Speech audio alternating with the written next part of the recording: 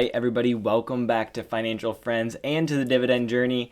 If you're new here, the Dividend Journey is where I am basically documenting my journey, building out a dividend portfolio over on Fidelity, and I'm kind of documenting it and showing everyone what I'm doing, how I'm doing it, and really what the purpose of it is. So I do not have any specific goals. If you are looking to see those goals though, what we have set for 2022, link's going to be in the description below, or I might put a card somewhere up here. And if you are a regular here and you already know what those goals are and you're ready for this episode, welcome back. Thank you for joining me. And to everyone, thank you for joining me. So without further ado, we're going to go ahead and get into the portfolio. So I made an ad here of about $20 into the portfolio. And you know that my goal is to get that, 50% or so ETF allocation, and we're not quite there yet. So we did go ahead and add $15 to SCHD, but we also went ahead and added $5 to O, or Realty Income Corp. I'm very excited to continue to build that position. It is a bit higher of a dividend paying position. As you can see, a 3.91% yield.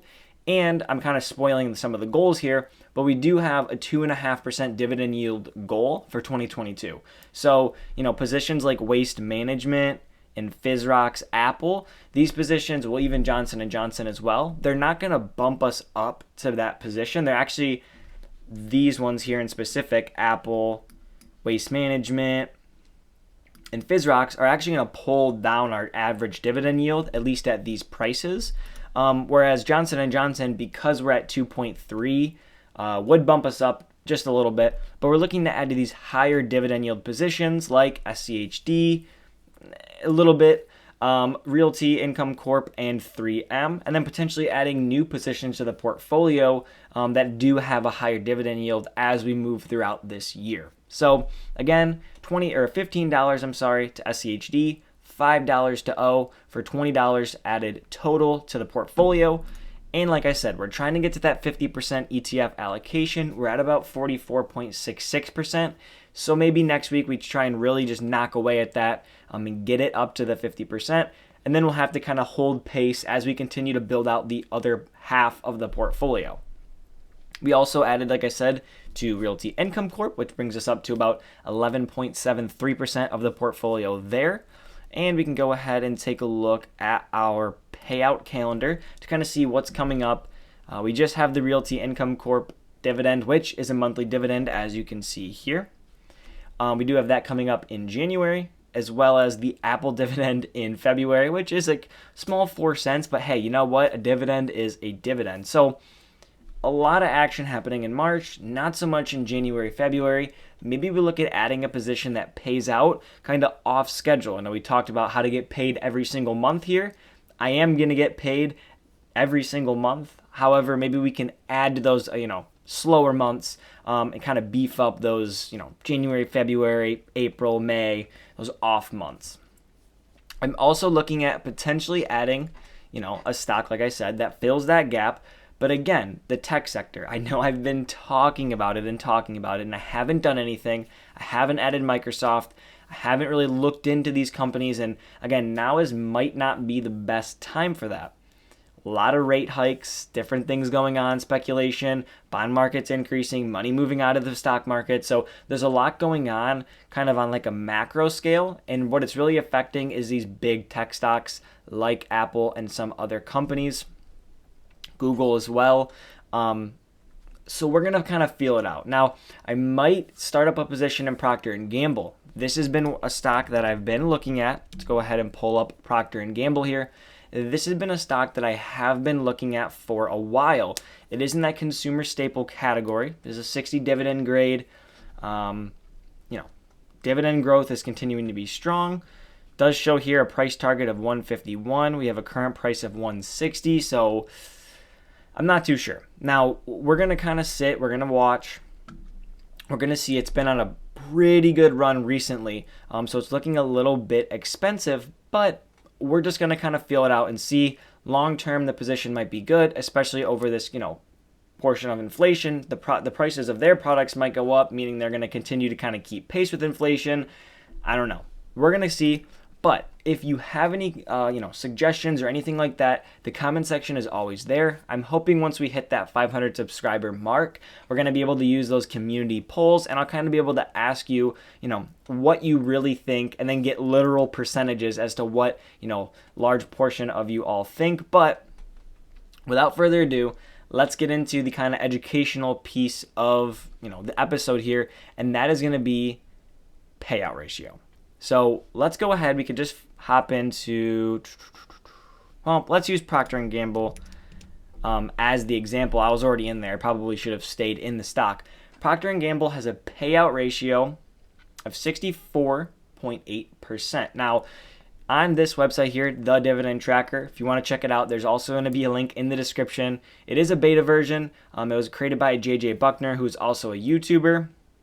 There is going to be a community feature. There's a contest that's going on pretty soon, and you can get access to the tools that you see me using here. So if you're interested, the link is down below. You can go ahead and check it out. But they provide these little, things here, little explanations. So the dividend payout ratio, according to the definition here, is the ratio of the total amount of dividends paid relative to the shareholders, paid out to shareholders relative to the net income of the company. And you can see I made a graphic here to share with all of you. It'll be available on public tomorrow.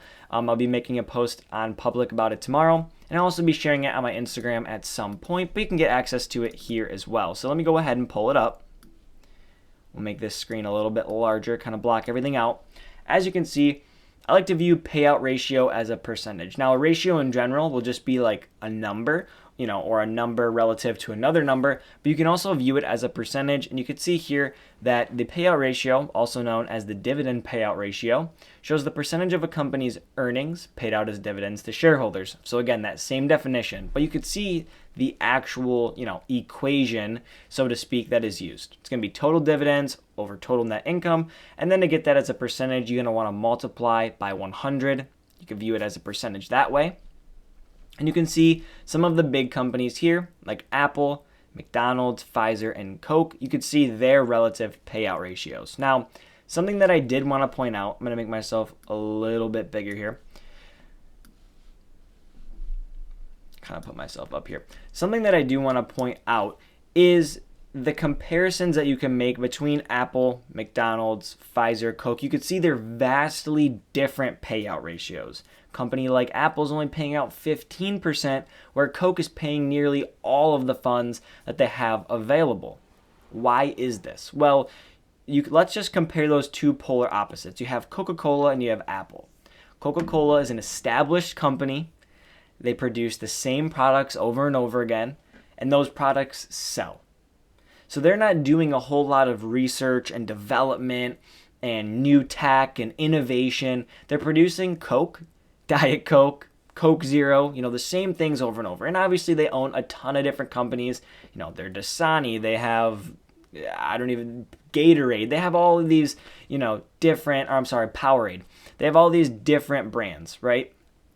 But they don't necessarily need to innovate. They don't necessarily need to research. They know, they could see by how a product sells, how it's doing, should they create a new one? Should they spin off? Whatever it might be. But then you have a company like Apple. See my iPhone right here. Look at this beautiful piece of technology. My mouse right here, right?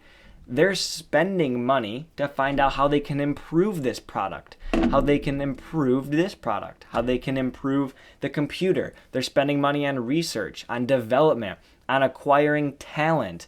The metaverse is a brand new space. They didn't want to lose their employees. They're giving them pay raises or bonuses or something. I saw $180,000 a person. So when you invest in Apple, you're not necessarily going to be paid back in part of those profits or a ton of those profits, because they're saying, thank you. We're going to hold on to some of these profits. We're going to innovate. We're going to grow our stock price. We're going to make our products better. Where Coca-Cola, on the other hand, their product is established. Coke is Coke. It's been the same thing forever. It's going to continue to be the same thing forever. So they're not having to spend as much money. You don't want Apple to be paying out 80%, because that means more than likely they're not going to be innovating. Coca-Cola, on the other hand, can afford to do so McDonald's kind of is sitting in that little middle range. Obviously, maybe spending some money acquiring celebrities and things like that now for their new spin-off meals. And then Pfizer kind of lies in that, spot as well. Obviously, a ton of money needs to go to research, but they're also making a lot of money and can afford, to pay a good portion of that out as well. So you can kind of see why it's important not to just look at only payout ratio. Payout ratio is just one part of a massive puzzle that you're putting together when looking at any stock, whether it be a dividend paying stock and you're looking for a dividend portfolio, or you're using some other form of metric looking at a growth stock. You can't just compare one metric to one metric. Which stock should I buy? It just does not work like that. The pieces will not come together and you will not get the full picture.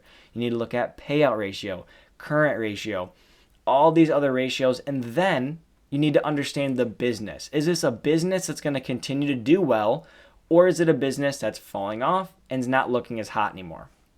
Understand how that company makes money, how it loses money, etc., etc. I mean, understanding a company like Apple, relatively easy.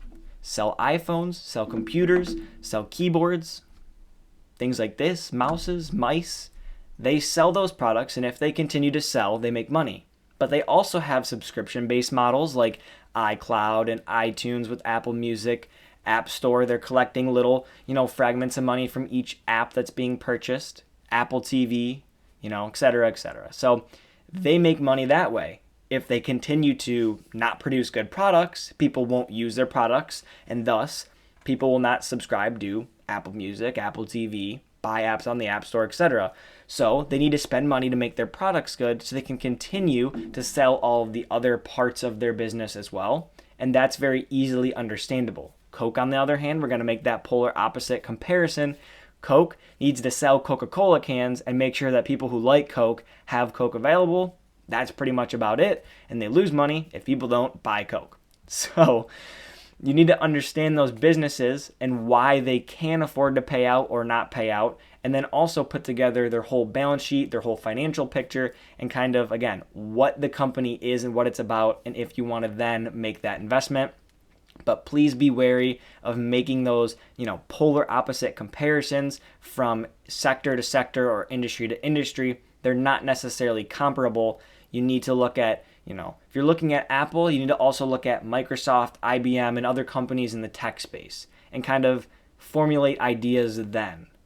Or if you're looking at Coke, you want to look at Pepsi, the clear, kind of opposite there. What is Pepsi doing? What is Coke doing? Why is one working? Why is one not? And then if you're looking at McDonald's, you want to look at, Wendy's or other restaurant chains or, restaurant-based conglomerates, kind of see what they're doing and what those companies have to offer. And if you're looking at Pfizer, we'll just do all four there. If you're looking at Pfizer, you want to look at companies, like Johnson & Johnson and, some other medical companies, maybe like Abbott or AbbVie. I'm not even sure. I don't invest really in that realm other than Johnson & Johnson. I stay in my lane. But yeah, you want to look in the medical field, Johnson & Johnson, Pfizer, Moderna, etc. So those are kind of the things to look at when you're looking at payout ratio. Again, can't just compare anything, and you want to make sure that you're looking at the whole picture, not just payout ratio. So I don't want to ramble too much more. I want to say thank you for viewing this video. If you have any recommendations as to what you would like to see broken down next, do you want to see more information about, metrics? And if so, which metric? Do you want to see information about specific companies, company comparisons? Whatever you want to see, I want to make sure I put out. So go ahead and comment that below. If you haven't subscribed already and you enjoyed this video and want to see more like it, go ahead and subscribe. If you want to be notified the next time a video comes out, which, by the way, is going to be on this Thursday, go ahead and hit the bell right next to the subscription button, and I will see you all on Thursday. Have a great one.